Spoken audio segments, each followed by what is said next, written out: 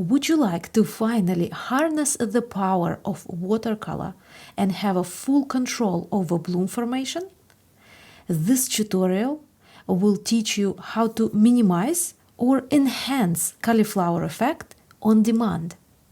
People say practice makes perfect, but it's not enough when it comes to watercolor cauliflower effect. You need to know 4 crucial staples.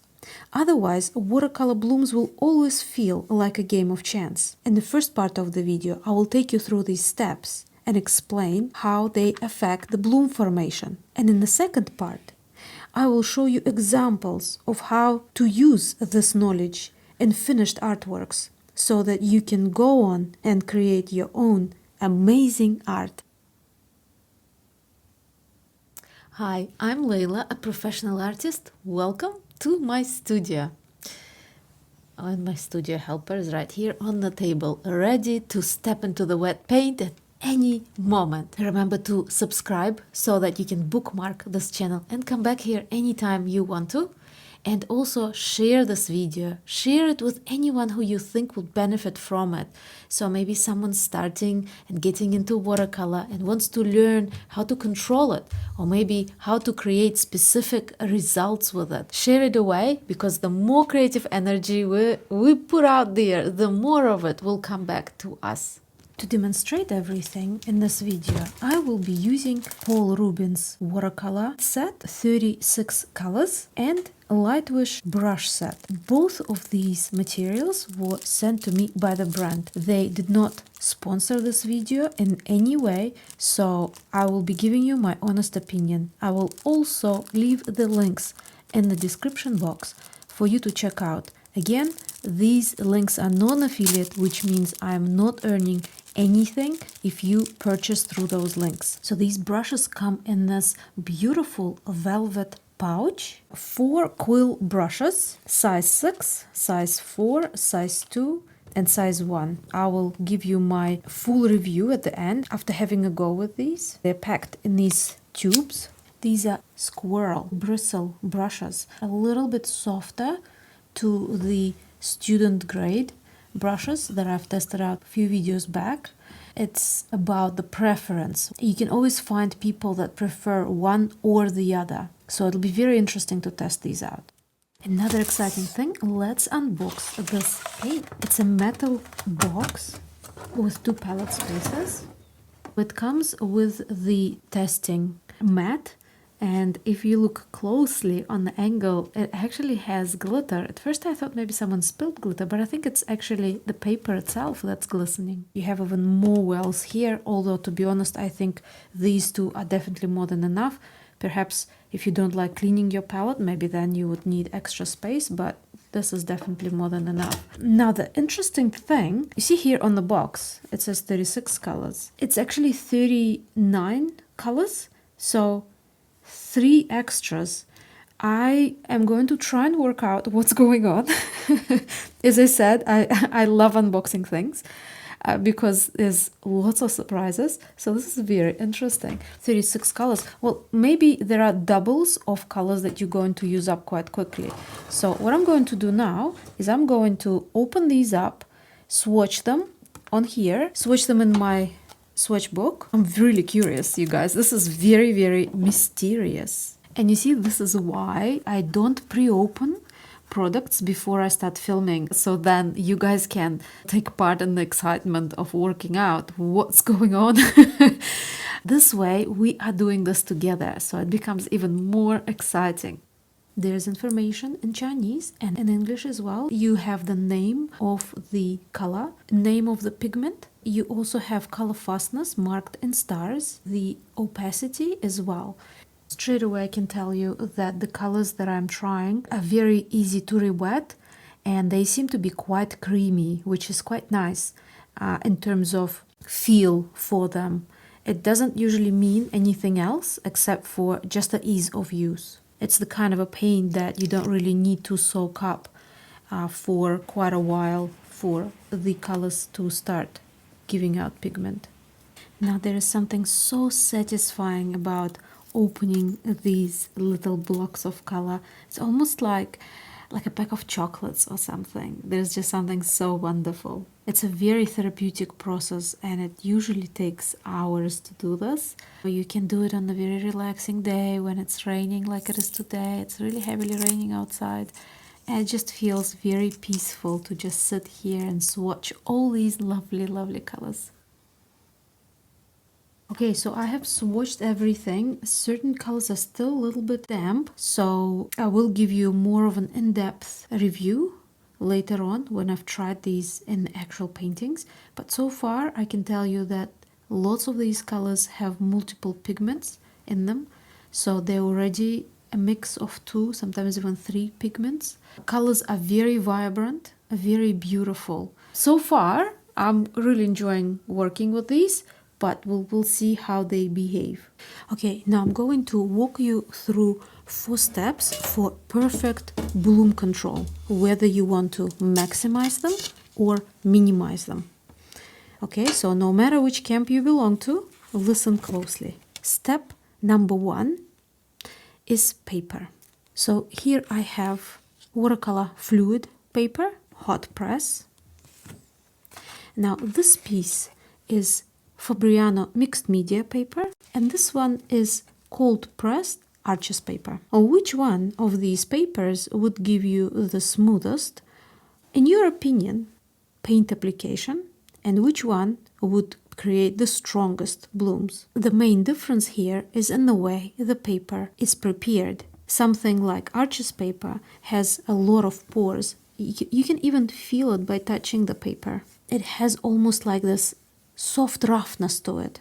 Arches paper will provide really strong moisture absorption, which means it will prevent, as much as it can, of course, the creation of blooms or cauliflower look. You see, even when I try to go in there with my brush and add a little bit more paint, the paint seems to even out really well.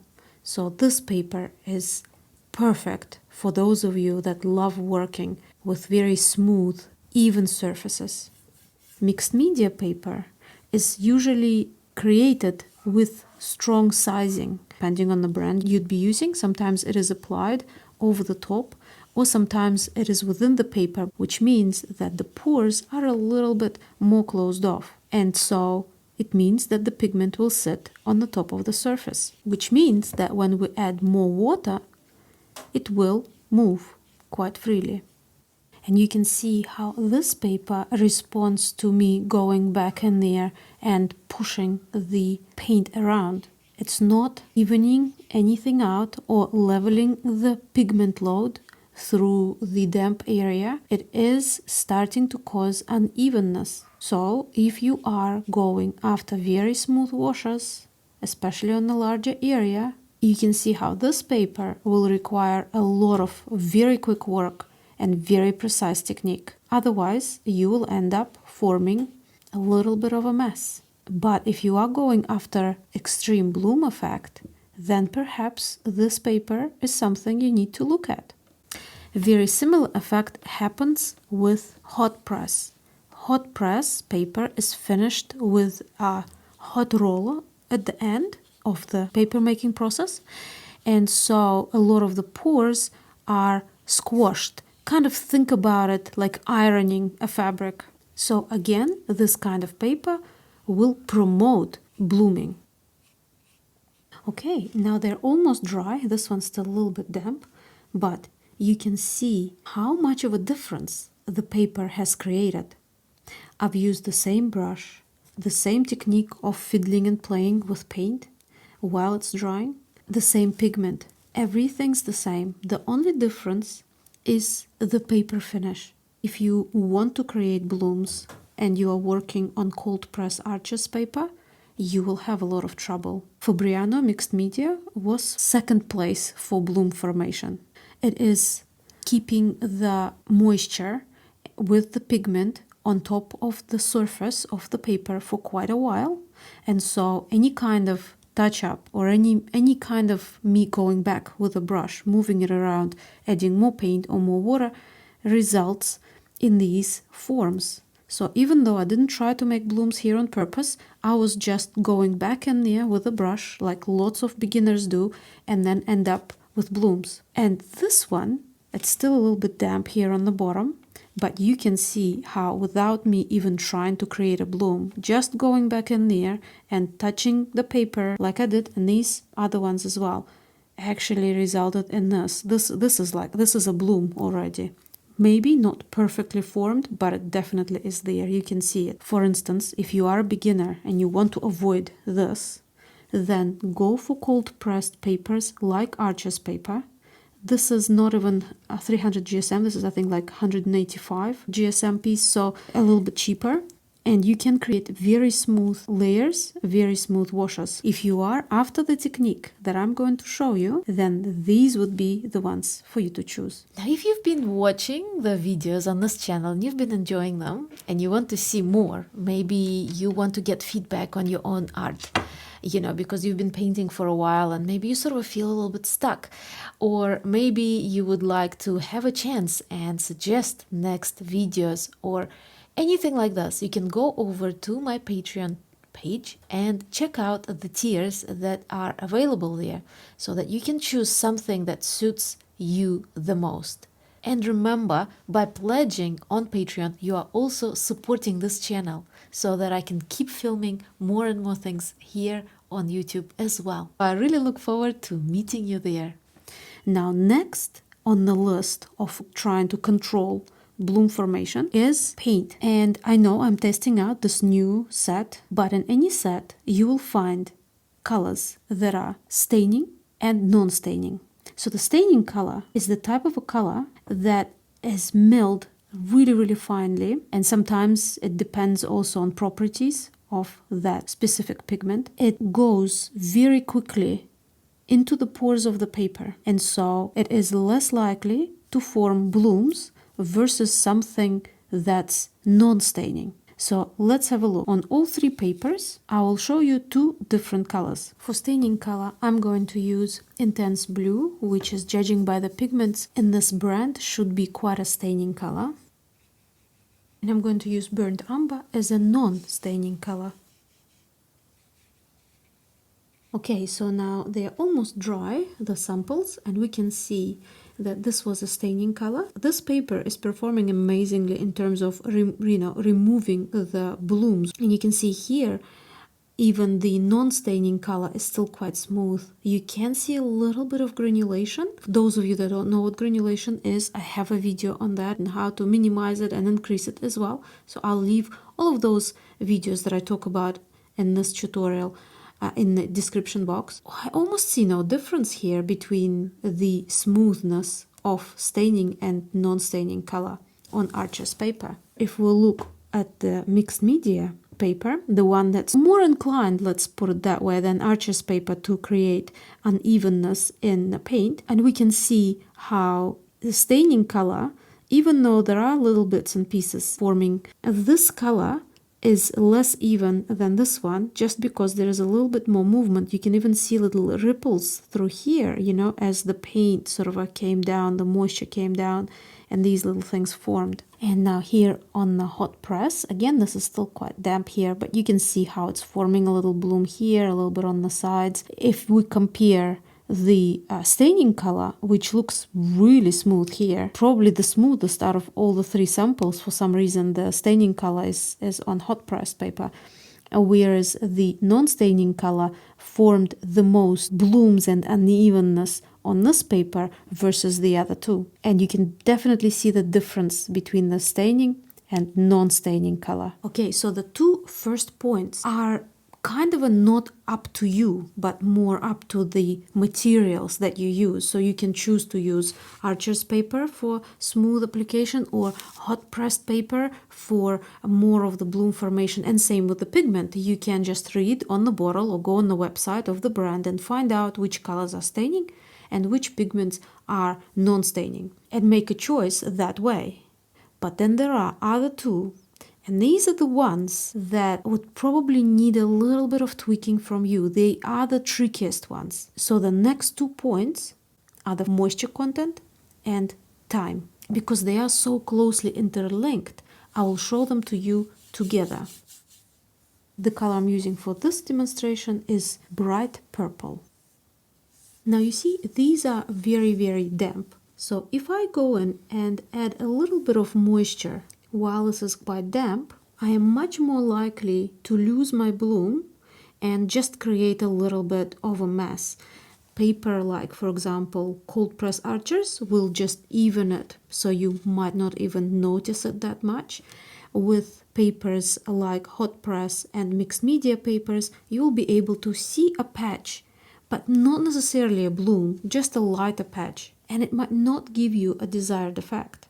This happens when you have too much moisture on your paper. Now, if you wait for too long, you will create some kind of a mark, but it's not going to be a bloom. It will look messy or just invisible. For those of you who are watching this video for the review of this paint, have a look at this really interesting effect that this color has created, specifically on Archer's paper. Okay, so you can see how there isn't much going on there. You can kind of see a little bit of a spot on this one, maybe a little bit on this one, but this is still damp. So when it dries, you probably will not even be able to notice it. And if you do, it's not going to be a beautiful bloom. So you can see how moisture control and time are very, very important. You go too fast, you end up with spreading shape, mess, whatever you have. You wait just a little too long and you pretty much get nothing. Maybe a little mark, but definitely not a bloom. And you can see the same thing across all three papers, of course, with the arches, with this almost disappearing now that it is dry. So if you are one of those people that are watching this video because you want to avoid blooms, the best thing to do is to create a wash of color, work with it while it is wet. So as you are applying your layer, make sure that your paint is intense enough, you create it, and then you don't go back in. You leave that to dry. And if afterwards you feel that you need to do some kind of a change to add another color or to intensify the color, after your paper is completely dry, you can just go in and create another layer on top. So this is the cadmium orange. So see, if I go over and I just do this, there is no cauliflower, there's no movement. And I'll show you on other papers as well. Of course, arches would be the best for it, but the other ones would also be fine. Even on the hot press paper, same thing. So if you want to intensify your color or anything like this, you make sure that that layer underneath is completely dry, and then you just go over it with a completely new application, rather than going back in there and trying to fix it. Like you saw, I was doing that on purpose when I was doing that first little patch. The only paper that really still smoothed everything out was the Arches one. Okay, now I'm going to show you how to create a perfect bloom, taking all of these things into consideration. And again, I will do it on all three papers, just so that you see how they all perform. So right now I've applied them all, and they all seem just a little bit too damp, because you can see how the paper is kind of glistening. This is the first one that's ready.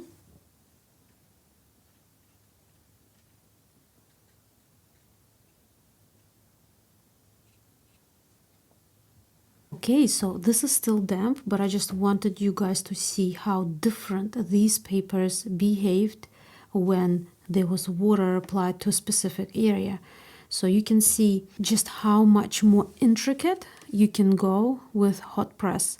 This one, because remember I did them all at the same time, and while I was filming and doing these ones, that's the trouble with tutorials, this one was way too dry to create any kind of blooms. And I thought, no, you guys deserve to see what it is and how it behaves, because it's a very different blooming style on hot press paper. And you can see how intricate you can get. So I just went and I dabbed along with my brush, and the blooms are forming.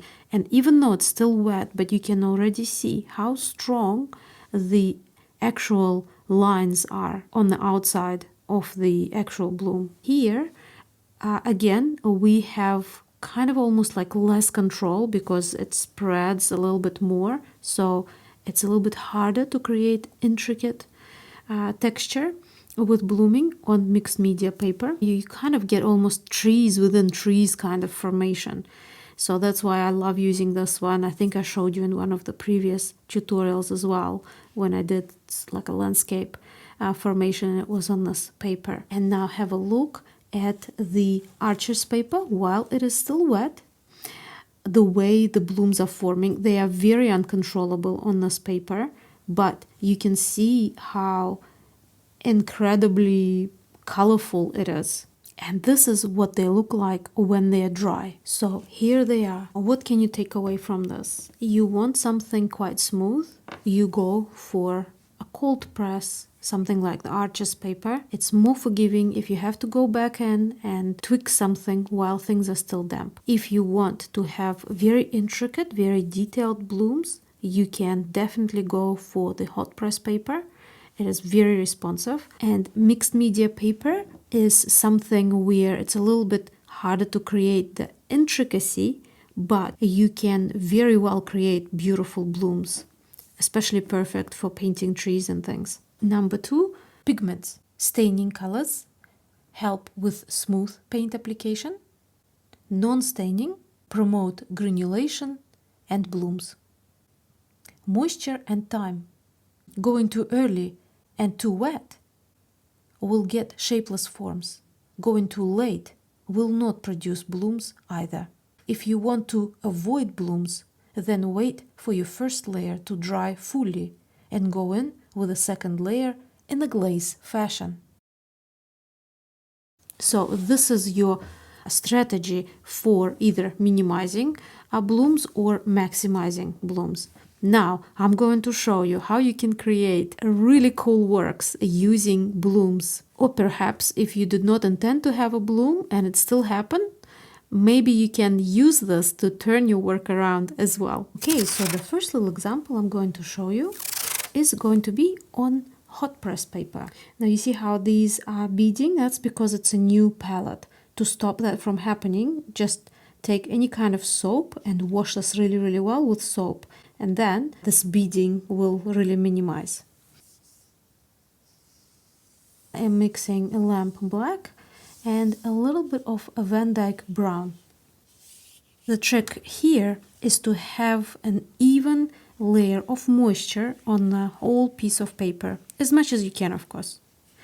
Which is why, if you're working on the larger scale artwork, you want to use one of the larger brushes from the set. I'm here using size number 2. Also notice how the paper for this technique is staying flat.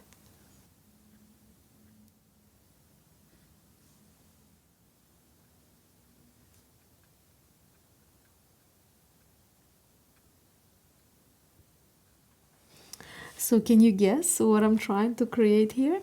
Now you see this bloom is kind of going out of control. It's going down because the paper buckled a little bit and that area is quite damp. So what I'm going to do is I'm going to change my composition a little bit and just create something else in here as well.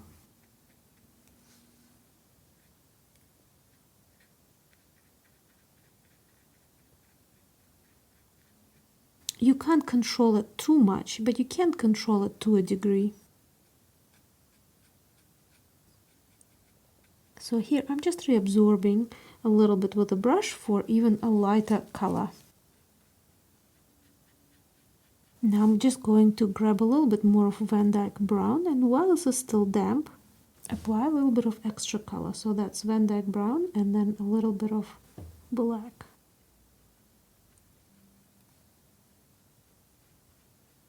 Now can you see this little guy shaping up? It's very cute because he's got a super fluffy tail, like a little heart at the end of the tail.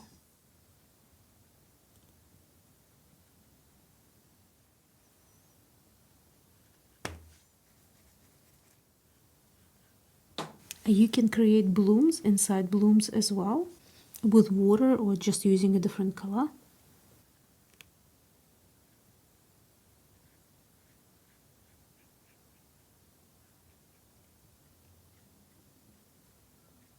You can add any other colors, especially while those blooms are still damp.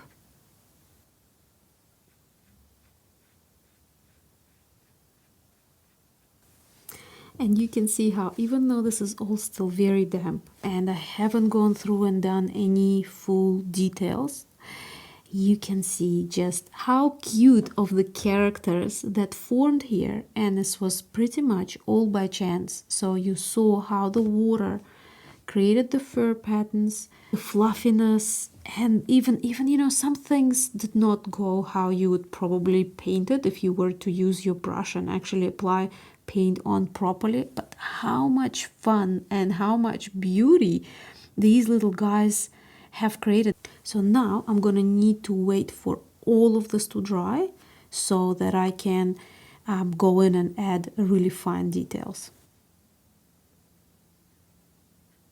So I'm gonna go for the brush size number 1.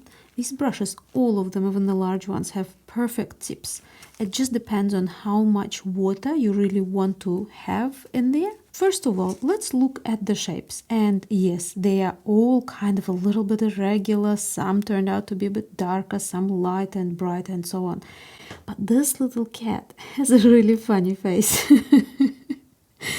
It's sort of a, I don't know, it's like a cat turning into a dog or a horse or something there. But I'll show you how to fix situations like this. If you are worried about using blooms in your art because they are hard to control, there is a way that you can do it.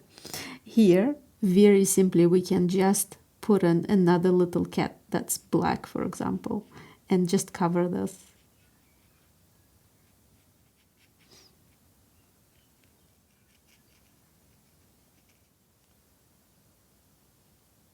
We can go over certain things that have merged a little bit too much, but we want them quite strong. For example, like black toes, tails, and so on. Maybe you want to do little stripy cats. Now next I have a little secret that's going to make this painting very special, and it's getting a little bit of white gouache and painting their eyes. You can go straight from the bottle, or you can put a little bit on your palette. Either way, it is fine. Now I've mixed a little bit of pink with the white. And of course we're going to give them little pupils. And remember, that will give their eyes direction, so you'll be able to see where they're actually looking.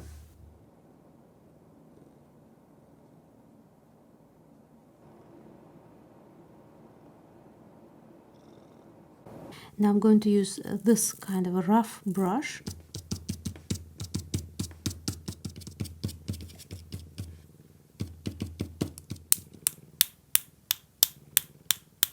And here we go, we've got kittens playing in the snow. You can see how this black little kitten's a little bit annoyed and the other ones are just being so silly.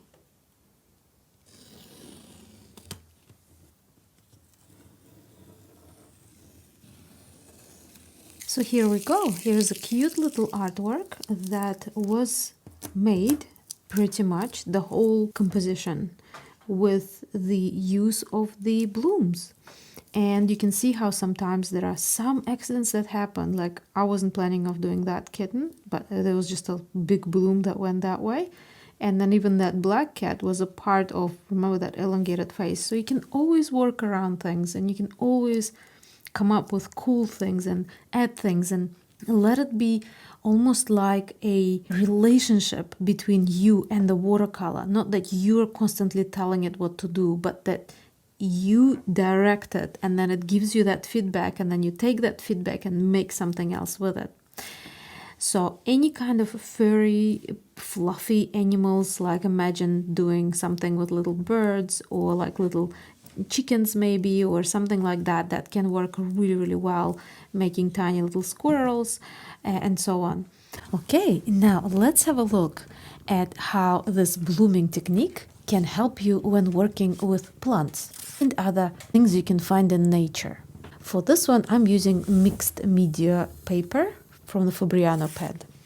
No wonder my tape is all crooked, because I can't do it, you know, with my cat, because I can't do it straight with my cat walking over it constantly. For this painting, I'm going to use the largest brush in the set, number 6. The colors I'm going to use are raw umber and bright purple.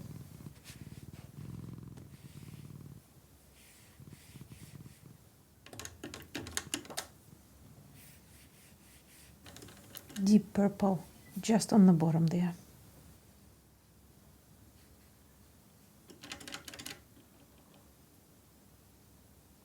Remember, when things start to dry a little bit, you don't go back in there with the brush because then you can create the blooms that you don't want. So even though there are some patches and things like that that I'm kind of not, maybe happy with, this is all should be just left alone. And remember, you want to make sure that your previous layer of paint is in the situation where it is a little bit dry, but also still damp enough to facilitate the blooming. For the blooms themselves, I'm going to use brush number 2.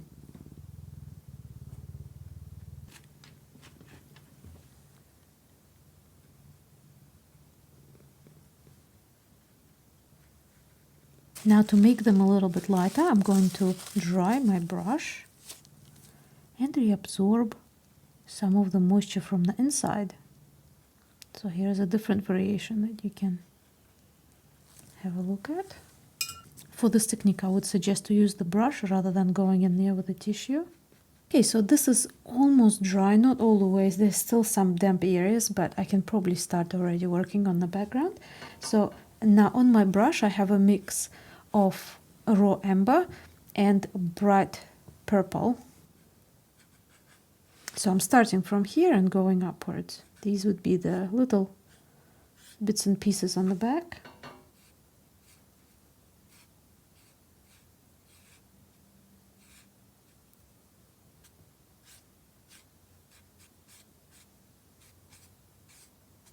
Now, because these brushes, so this is even the smallest size in the set, they hold quite a bit of water, which is great for watercolor painting. But when it comes to really intense but very thin lines, something like a liner brush would be great. So this is not the brush from the set, this is an extra brush that I have on hand. So here is an example of how these blooms can be used in nature. Just remember, they are very hard to control. So it actually is quite forgiving to do those blooms in nature, because you can see how, those fluff, I don't know what they're called in English, those fluffy plants, and you can see how they can move and change what they look like depending on how the wind is blowing, and it works all really well with this situation. But for example, if you want something with more control, then perhaps this technique is not the best one for that situation, and you might like to use the opposite technique of making sure that you don't get any blooms. For this sketch, I'll have my paper just a little bit upwards. And again, I'm going to go in with the largest brush, which is number 6. In this painting, I'm going to use blue, which is intense blue in this set, and white. The reason why I'm adding white is because I still want my paint to be quite thick, but I don't want the full intensity.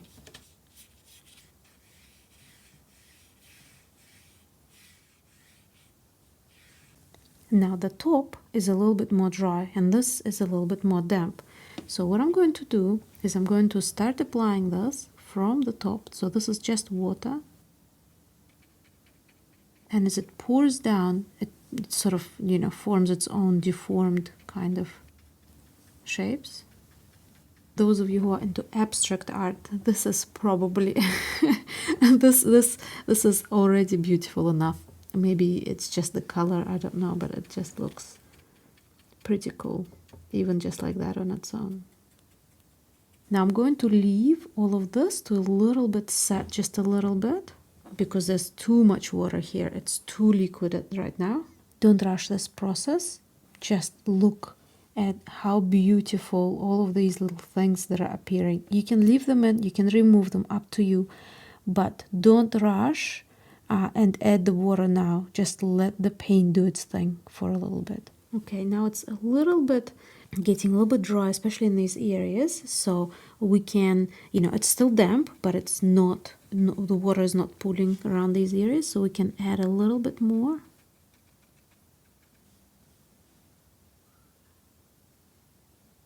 You can add little spots, larger spots, merge few of them together while this is wet. You can really play with it, but don't overdo it because you do want the water to do its own thing. Now right here on the bottom I want things to be quite dark, so I'm actually grabbing a little bit more paint and I'm just depositing just tiny little bit, you see, just touching it up a little bit like that. You can manipulate the bottom line as well if you want it to be quite crisp, if you want like little details showing through there, or if you want it really smooth and very straight, you can just do a line and all of that will just drop to that line. You can always help along with contrast. You see here I'm still using that same blue, but you can also use other colors, like you can bring in red, for example, or green, or you could have even started off with a different color. So this is going to be like the monochrome kind of a work. And I think this kind of a variation would show you the best beauty as well of the actual process, because the color is not interrupting your feeling that you can get from just the blooms alone on the artwork. So here I'm just adding a little bit more pigment while this is damp. And remember, I think it's kind of now becoming like almost like a motto for my channel. You can do whatever you want. So someone might say, well, it's not a bloom if you add a bit of paint afterwards. It's still a technique that you can employ. And if it helps you to achieve a specific result or specific look by adding more of the intense color, go for it. In fact, I think the whole bloom thing is a big no-no in watercolor. So if there are blooms in the artworks in the pure classical watercolor, it's considered not a good standard. But I mean, look at the beauty that it can create. What's wrong with that? You see now that this is kind of a drying up a little bit, the paint does not move so quickly down. So this is a good time also to add little things if you want to. You don't have to, but it's just one of the things that can be done now. You see how, because the paper is buckling this way, a lot of the paint just washes down there. I don't know if it's the color, but it's really reminding me of, those frost sort of patterns on the windows that you can get sometimes.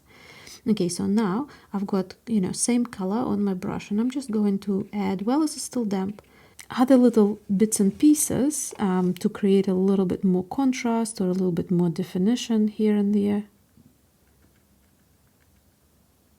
I'm not going to do too much of it because this is quite nice.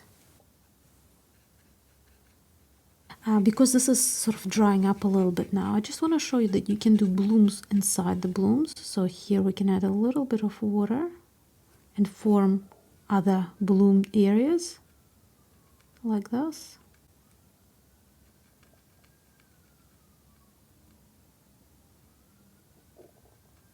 You can join them a little bit, or you can leave them completely separate, so it's up to you.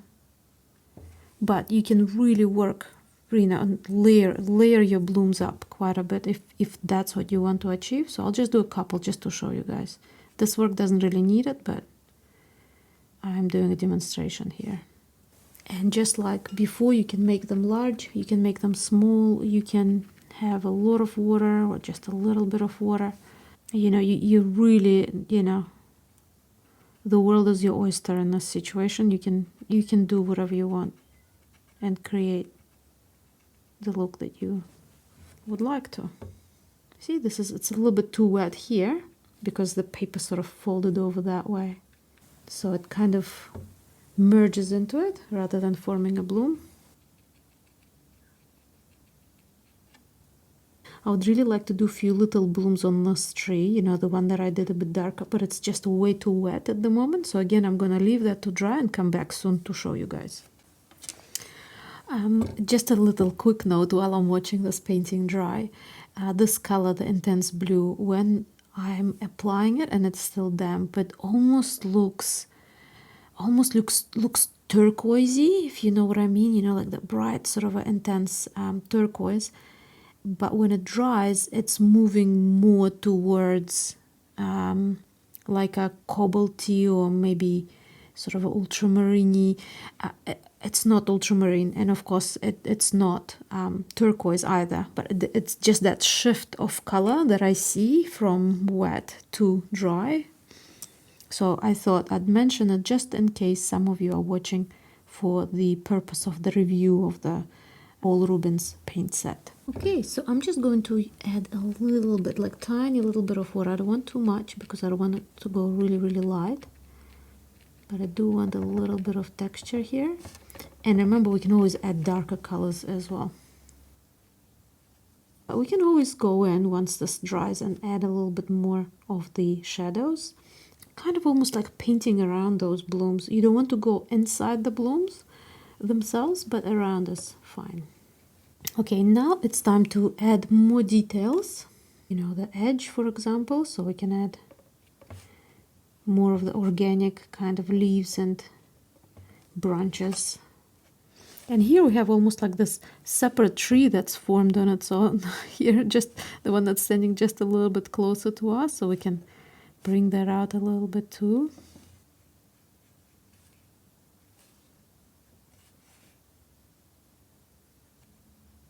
Now here I'm making these things around the back into trees, but you can always leave them and then they'll feel like mountains or something large in the back there. Lucky you don't live in a place like this, otherwise you'd freeze your paws off. Yeah. So you can do some little grassy bits dry that are, you know, sticking out from the underneath the snow or something like that. I have a little bird sitting on it. You know, you can do as many details as you want or as little detail as you want. I mean, the painting, you could have considered it finished even when we just had, you know, all of that going on. It almost looked like a crystal or you know, something. So it's up to you how far you want to go into depicting something else. Like we can put maybe a little fence here or something. You can have like a little dog or a person walking, anything. Maybe old broken down fence.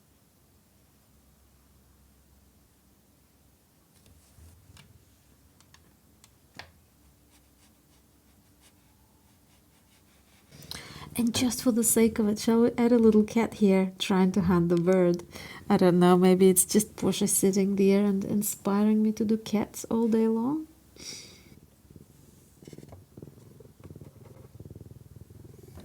No, don't get between me and the water.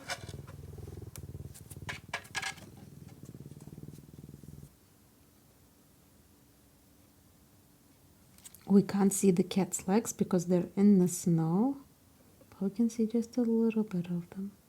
And here he's sitting, looking at the bird. We can see little footsteps, and that's the best way to add to the story as well. And I'm glad you guys can't see the story that's happening here, but I've got a cat's tail in the paint.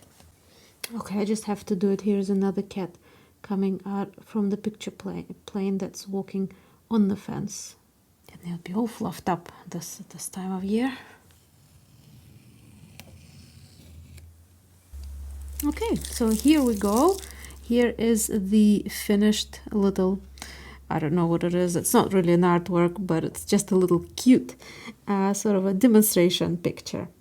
Here are the demonstrations, and you can see that knowing how to control blooms can really work in your advantage. You can also use these with florals, with something in the distance that's quite intricate, but you don't want to paint through all of the leaves or petals or whatever it is. These are perfect as well. So it can even be done as underpainting with you adding more details over the top. There is no need to stay away from anything.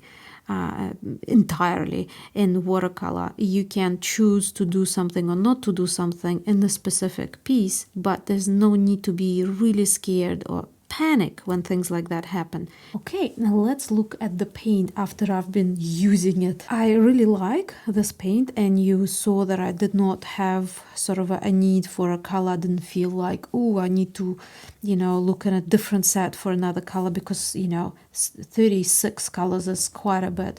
Now, I also found out what these extra colors are, and the brand representative told me that they are actually little extras that Paul Rubens likes to throw in, especially the colors that, in their opinion, gets used up quite a bit. So the feeling that I get is that there might be different variations of these extra colors in different sets, and there's few of them, 3-4 colors that they add in. That's what they said. So, which is really nice, I think. I think they also have a set of paint which comes in tubes, but when I had a look, it appears to be a little bit different, so the colors are not the same.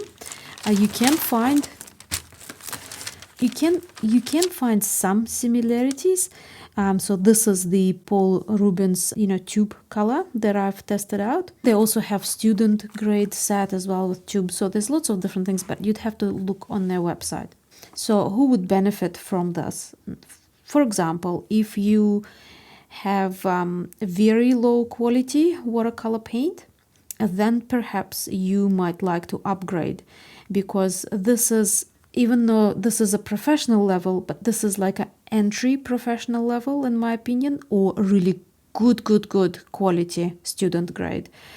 I have not tested these paints for light fastness myself, but they do have color fast rating on there, so it's always it's a good promise when that happens. But at the same time, a lot of the colors that naturally you would get in brands, artist grade brands, where it's just one pigment, here we have a mix of different pigments, and some of them are very similar. Like, for example, here we have ultramarine blue, which is PB29, and cobalt blue hue in the set is also PB29 and PW5. PW5 is white.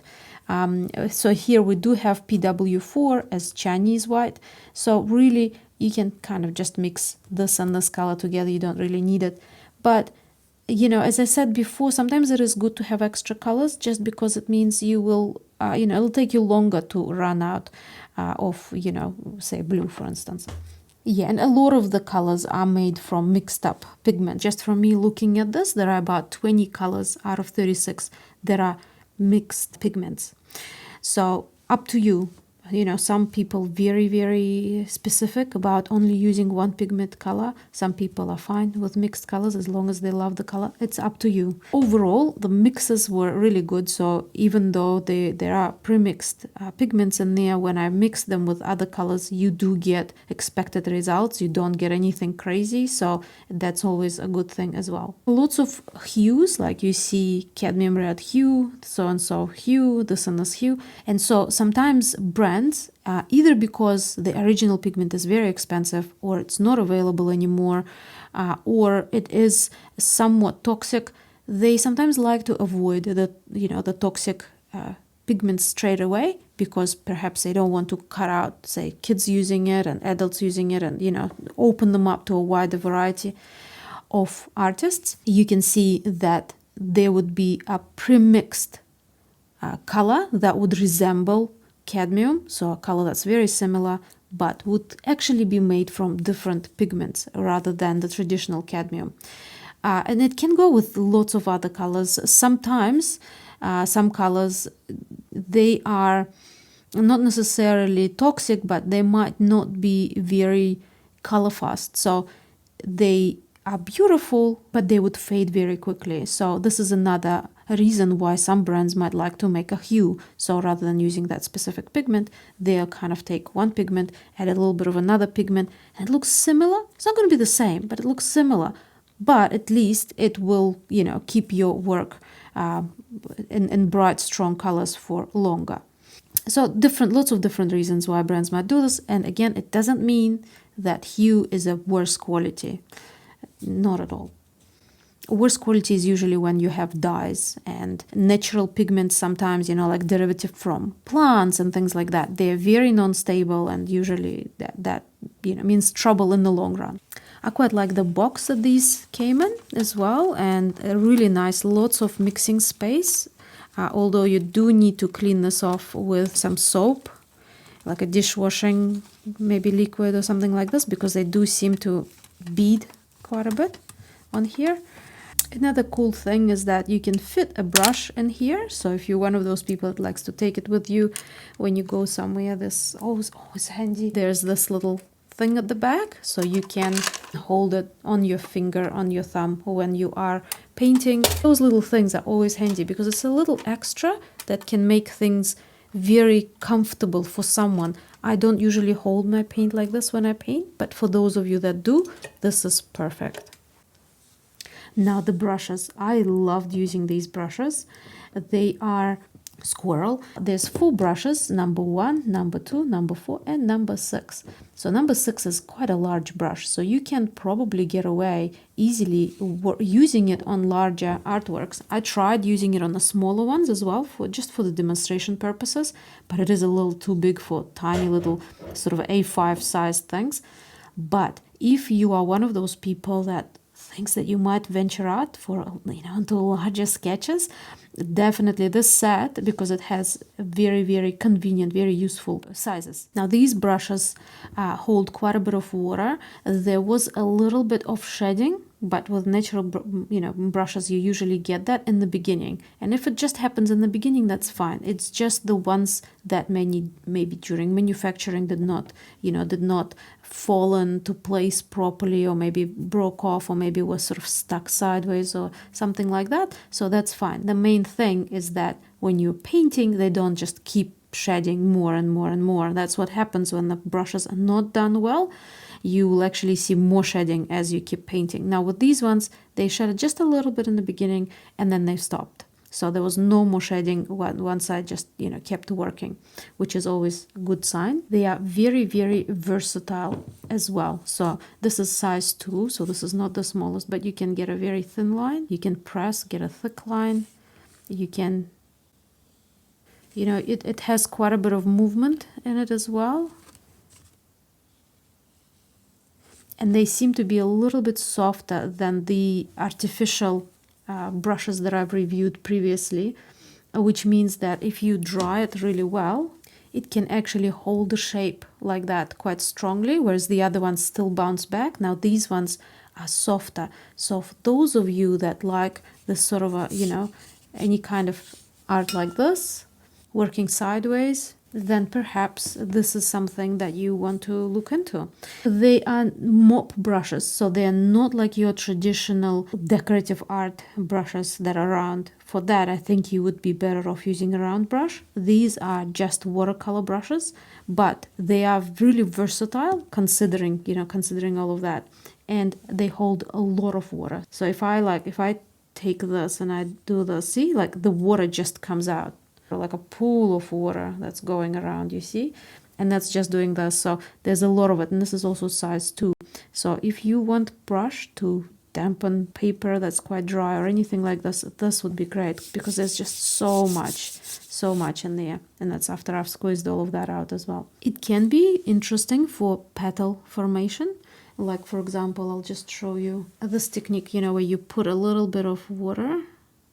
I do have a video of that technique too. So if you are interested, make sure you watch more videos on this channel, so you can apply this, and then you can just go in and do that. But you can you see how you can actually create quite a bit of uneven lines and things like that. It is perfect for very natural looking techniques. It is perfect for somewhat controlled lines as well. Like you saw how during the tutorial I actually had to reach out for my liner brush, which is, of course, it's a normal thing. You can't really do everything, especially when you're working on a specific size or specific techniques with one brush, but you pretty much can get away with doing, I'd say, 99% of a painting with one brush, with these brushes. And perhaps, again, depending on the size, depending on specific subject matter and lines, you might need to have something else, like maybe a flat brush or a rigger brush or something like that. But these brushes, I really liked using them. Again, I will leave all the links under the video. Always check the prices. Check the prices in your local stores of the similar quality brushes, and check how much it will cost you for postage. And also, depending on which country you're in, you might have a variety of issues there as well, whether to make them more cheaper or more expensive. So always check out for yourself. I really enjoyed using these brushes, so I hope you found this review helpful. Again, if you have any questions, or if you're watching this video maybe months or years even since I've published it, and you still have questions about something like how did these brushes hold up, or what happened, feel free to ask this and I'll be able to let you know. What do you think? Is this something that from now on you would like to experiment with yourself? Or maybe you've tried experimenting and this video actually pointed out few things of why it was hard to get things to go the certain way that you wanted to. Anyway, leave the comments under the video. I love reading them and I answer most of them. I also want to say a big thank you to my wonderful patrons. Thank you so much, guys, for supporting this channel and for being such a great little community over on Patreon. So thank you for hanging out with me, and I look forward to seeing you in the next video. Bye bye.